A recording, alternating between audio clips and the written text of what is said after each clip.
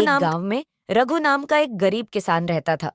उसकी जिंदगी संघर्षों से भरी थी, लेकिन उसकी ईमानदारी और मेहनत के लिए लोग उसे पसंद करते थे। एक दिन खेत की जुताई करते समय रघु को जमीन में ढंसा एक पुराना संदूक मिला। संदूक भारी था और रघु ने उसे खोलने की कोशिश की, परंतु असफल रहा। संदूक पर एक पुरानी भाषा में कुछ लिखा हुआ था, जिसे रघु समझ नहीं सका। रघु ने संदूक को अपने घर लाने का निश्चय किया। गांव वालों को जब इस संदूक के बारे में पता चला, तो सब लोग उत्सुक हो गए। सभी ने अपनी अपनी राय दी। कुछ ने कहा कि उसमें खजाना हो सकता है, तो कुछ ने कहा कि शायद उसमें कुछ प्राचीन रहस्य छिपे हों। लेकिन एक बूढ़े व्यक्ति ने चेतावनी दी। सावधान रहना बेटा, हो सकता है कि इसमें कोई भयानक रहस्य छिपा हो। रघु ने तय किया कि वह संदूक को तब तक नहीं खोलेगा जब तक उसे इसके बारे में पूरी जानकारी न मिल जाए। वह गांव के पंडित जी के पास गया, जो पुरानी भाषाओं के झाता थे।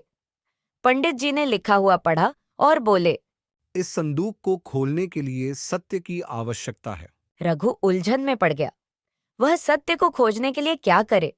उसने गांव के सभी लोगों से पूछा, पर कोई सही उत्तर नहीं मिला। अंततः उसने फैसला किया कि वह सचमुच में ईमानदारी से अपने जीवन के हर पहलू में सत्य का पालन करेगा। उसने अपना पूरा जीवन बदल दिया। अब वह न केवल मेहनत करता, बल्कि हर काम को पूरी ईमानदारी और सच्चाई से करता। कुछ महीनों बाद जब उसने महसूस किया कि वह सत्य के मार्ग पर चल रहा है, तो उसने दोबारा संदूक को खोलने की कोशिश की। इस बार संदूक आसानी से खुल गया। रघु और गांव वालों ने अंदर झांक कर देखा। संदूक में कोई खजाना या प्राचीन वस्त्र नहीं थे, बल्कि एक साधारण सा शीशा रखा था। सब लोग चौंक गए। पंडित जी ने मुस्कुराते हुए कहा, यह संदूक तुम्हें यह सिखाने के लिए था कि सबसे बड़ा खजाना सत्य और ईमानदारी है। रघु ने शीशे में देखा और उसे समझ आया कि असली खजाना वह खुद है, उसकी सच्चाई और ईमानदारी। वह खुशी से झूम उठा और गांव वाले भी इस सीख से प्रभावित हुए। इस तरह रघु ने सीख ली कि जीवन में सबसे बड़ा खजाना ईमानदारी और सत्य है।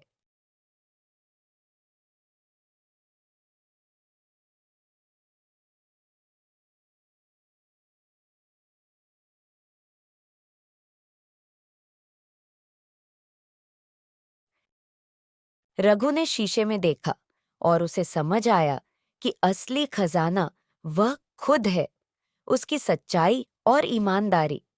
वह खुशी से झूम उठा और गांव वाले भी इस सीख से प्रभावित हुए।